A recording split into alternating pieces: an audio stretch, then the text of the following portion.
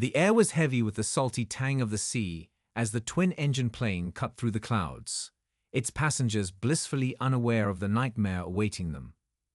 Among them were two sisters, Emma and Rachel, who couldn't have been more different. Emma, the older one, was calm and methodical, always thinking several steps ahead. Rachel, on the other hand, had a fiery spirit, her impulsive nature often landing her in trouble. This trip was supposed to be a bonding experience, a chance to mend the cracks that had formed between them over the years. They never imagined it would turn into a fight for survival. As the island loomed into view, its jagged cliffs and dense jungle rising defiantly from the endless ocean, Rachel leaned over to get a better look. "It's beautiful," she whispered, her voice filled with wonder. Emma managed a tight smile, her fingers clutching the armrest. She wasn't as easily charmed by the allure of the unknown. Something about the island felt off, though she couldn't put her finger on it. "Relax, Em," Rachel teased, noticing her sister's unease. "It's just an island. What's the worst that could happen?" The answer came moments later in a deafening roar as one of the engines sputtered and failed. Panic spread like wildfire through the cabin.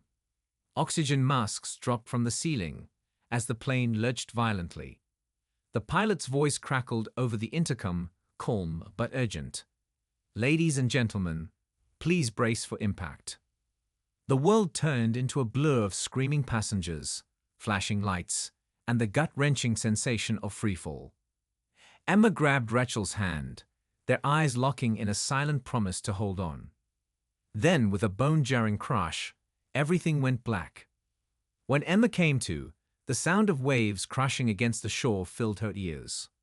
Her body ached, every movement a struggle as she forced herself upright.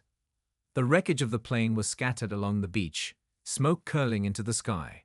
She scanned the area frantically until she spotted Rachel a few feet away, lying motionless.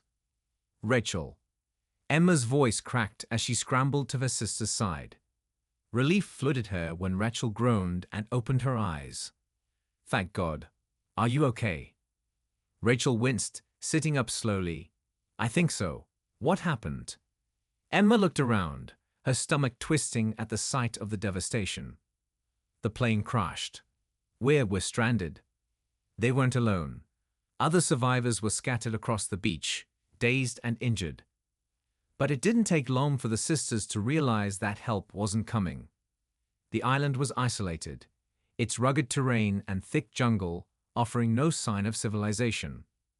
They would have to rely on each other to survive. As the days stretched into weeks, the sisters adapted to their new reality. Emma's practicality kept them focused, while Rachel's resourcefulness proved invaluable.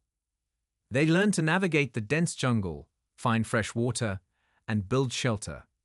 But the island wasn't just dangerous because of its harsh environment. There was something else, something sinister lurking in the shadows. At first, it was subtle. Strange noises at night, footprints that didn't belong to any of the survivors, an eerie feeling of being watched. Emma dismissed it as paranoia, but Rachel was convinced they weren't alone. "I'm telling you, there's something out there," Rachel insisted one evening as they huddled around a small fire. "I've seen things, shapes moving in the trees." Emma sighed, trying to keep her voice steady. "We're on edge. It's easy to imagine things when you're scared." But deep down, Emma wasn't so sure. Her own unease had been growing, fueled by the unexplainable events that seemed to occur with increasing frequency. Supplies went missing from their camp. Survivors began disappearing without a trace. And then there were the whispers, faint, almost imperceptible, but undeniably real. One night, Emma and Rachel were awakened by a blood-curdling scream. They grabbed makeshift weapons and ran toward the source, their hearts pounding. What they found was a scene of chaos. The survivors' camp was in shambles, and one of the group members was missing. The remaining survivors were hysterical, claiming they'd seen something in the darkness, something inhuman. "We have to leave," one of them said, his voice trembling. "This island isn't safe." But leaving wasn't an option. The island's treacherous cliffs and strong currents made escape impossible without a boat, and their attempts to signal for rescue had failed. They were trapped. As the tension among the survivors grew, so did the rift between Emma and Rachel. Emma wanted to stick together, believing there was safety in numbers. Rachel, however, was determined to find out what was happening. "We can't just sit here and wait to die," she argued. "We need answers." Reluctantly, Emma agreed to help Rachel investigate. They ventured deeper into the jungle, their senses on high alert. The further they went, the more unsettling the island became. Ancient symbols carved into trees, animal carcasses arranged in strange patterns, and always the feeling of being watched. Their search led them to a hidden cave, its entrance obscured by thick vines.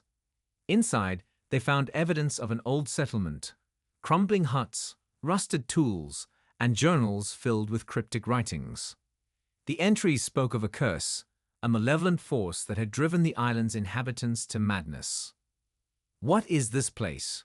Rachel whispered, her voice barely audible. Before Emma could respond, a noise from deeper within the cave made them freeze.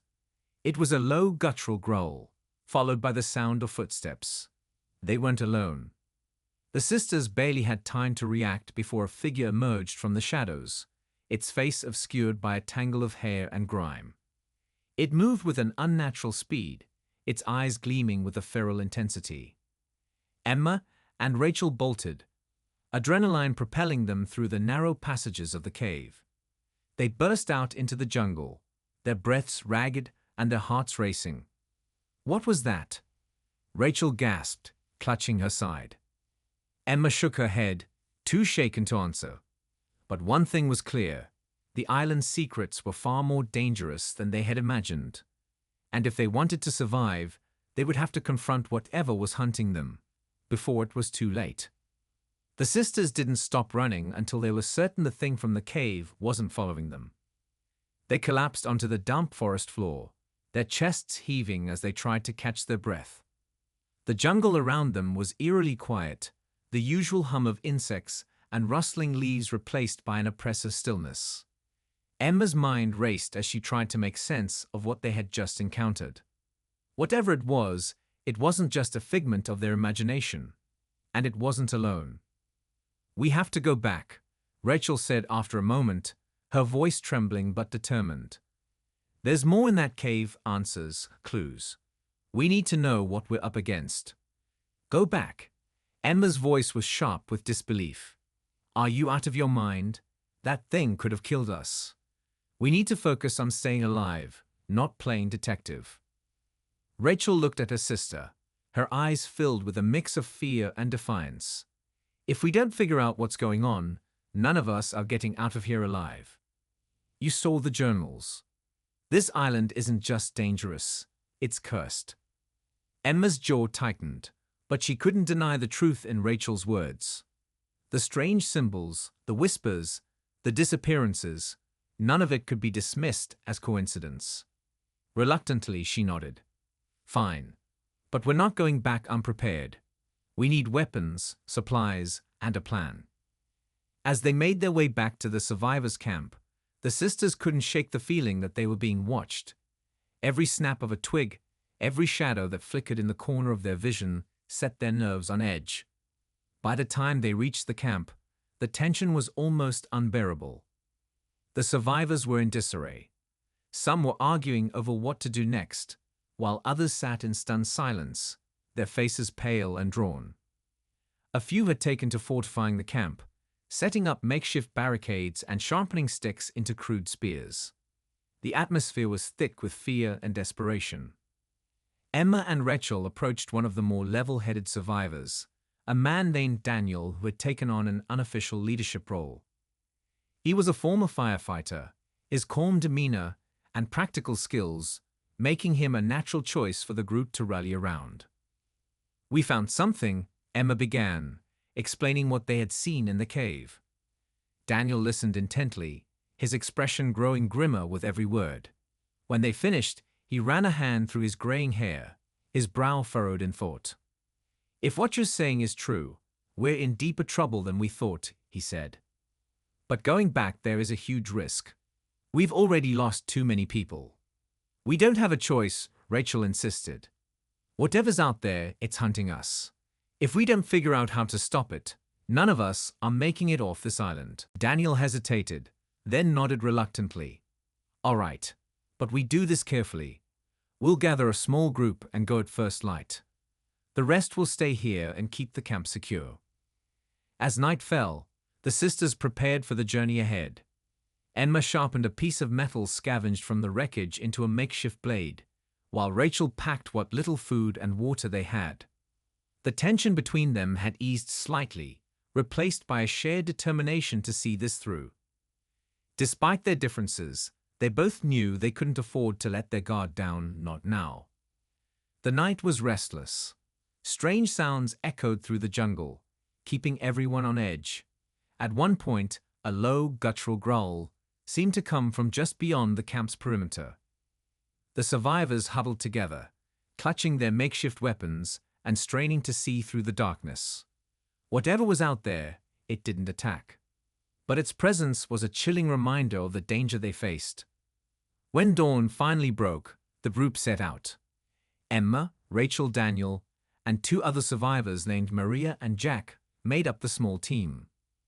Maria was a nurse who had been invaluable in treating the injured, while Jack was a mechanic with a knack for improvisation. Together, they ventured into the jungle, following the sisters' memory of the path to the cave. The journey was harrowing. The jungle seemed to close in around them, its dense foliage and labyrinthine trails disorienting and oppressive. Several times, they had to stop and reorient themselves, relying on Emma's keen sense of direction to stay on track. All the while, they felt the weight of unseen eyes upon them. When they finally reached the cave, the group paused to catch their breath. The entrance loomed before them, dark and foreboding. Emma's grip tightened on her makeshift blade as she exchanged a glance with Rachel.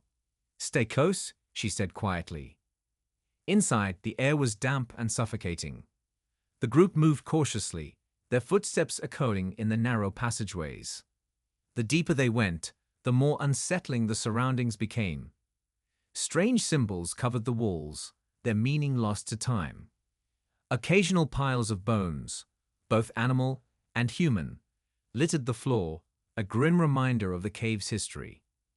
In the central chamber, they found what appeared to be an altar. It was crude, made of stone and covered in dried blood. Around it were more journals, similar to the ones the sisters had found earlier. Maria picked one up and began flipping through it, her face pale, as she read aloud. "They call it the Watcher," she said, her voice barely above a whisper. "It's been here for centuries, feeding on anyone who dares to set foot on the island. The settlers tried to contain it, but they failed. It always finds a way." A sudden noise from the tunnel behind them made everyone freeze. The growl was low and menacing, echoing off the walls. Whatever was hunting them had found them. "We need to move," Daniel said, his voice tense. But before they could act, a figure emerged from the shadows. It was the same creature the sisters had seen before, its eyes gleaming with a predatory intelligence. The group scattered, panic taking hold. Emma grabbed Rachel's arm and pulled her toward one of the side tunnels. "This way," she shouted, her voice barely audible over the chaos. Behind them, the creature let out an ear-splitting roar, its footsteps growing louder as it gave chase. The sisters ran blindly, the tunnel twisting and turning in endless loops. Their breaths came in ragged gasps, and their legs burned with exhaustion. Just when it seemed like they couldn't go any further, they'd burst into another chamber. This one was different. The walls were covered in the same symbols, but they glowed faintly, casting an eerie light over the room. Rachel's eyes widened as she took in the scene. "What is this place?" Emma didn't answer. Her attention was fixed on the center of the chamber, where a large, circular stone lay embedded in the floor. It was inscribed with the same symbols, and something about it felt significant. She didn't know how she knew, but she was certain this was the key to stopping the creature. Before they could investigate further, the creature's roar echoed through the tunnel, closer now. The sisters exchanged a look, their fear giving way to a steely determination. Whatever happened next, they would face it together. The glowing chamber seemed to hum with an energy that Emma and Rachel couldn't quite explain. The circular stone in the center radiated a faint warmth, and as Emma stepped closer, she felt a strange pull, as if it was calling to her. The creature's roars echoed louder, reverberating through the tunnel. They didn't have much time. "What do we do?" Rachel whispered, her voice trembling as her eyes darted between the stone and the dark tunnel behind them. Emma's mind raced. The journals had mentioned a way to contain the Watcher, something about the settlers' last attempt to seal it. She dropped to her knees and examined the carvings on the stone. The symbols seemed to shift and twist under her gaze, forming a pattern that was both familiar and alien. "It's a seal," Emma said, her voice steady despite the chaos around them. "This is what they used to trap it before. We just have to figure out how to activate it." Rachel crouched beside her, scanning the carvings with wide eyes. "Are you sure? What if it doesn't work? What if it makes things worse?" Emma looked at her sister, her resolve firm. "We don't have a choice. If we don't try, that thing will hunt us down. All of us." The creature's growl grew louder, and the ground seemed to tremble as it approached. Rachel nodded, swallowing her fear. "All right, tell me what to do." Together, they worked frantically, tracing the symbols with their fingers and pressing them in a sequence that seemed to flow naturally.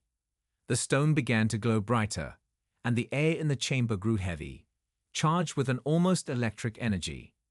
The creature's shadow loomed at the entrance of the tunnel, its glowing eyes fixed on them. "Hurry," Rachel urged, her voice rising in panic. Emma pressed the final symbol, and the stone emitted a blinding light. The creature let out a deafening roar, its body convulsing as the light engulfed it. The sisters shielded their eyes, the force of the energy knocking them to the ground. When the light finally dimmed, the creature was gone.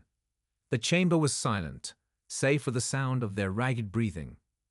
Rachel sat up slowly, her hands trembling. Did it work?" Emma nodded, though her body felt heavy with exhaustion. "It's over.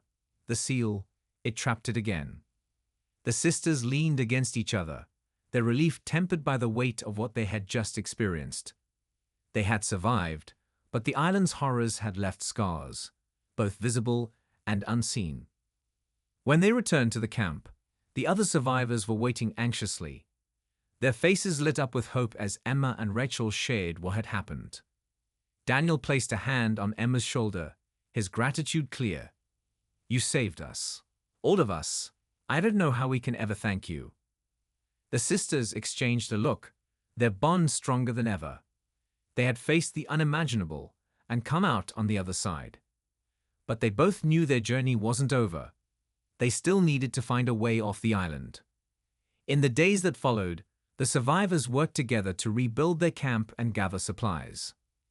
The jungle, though still treacherous, seemed less foreboding now that the Watcher was sealed.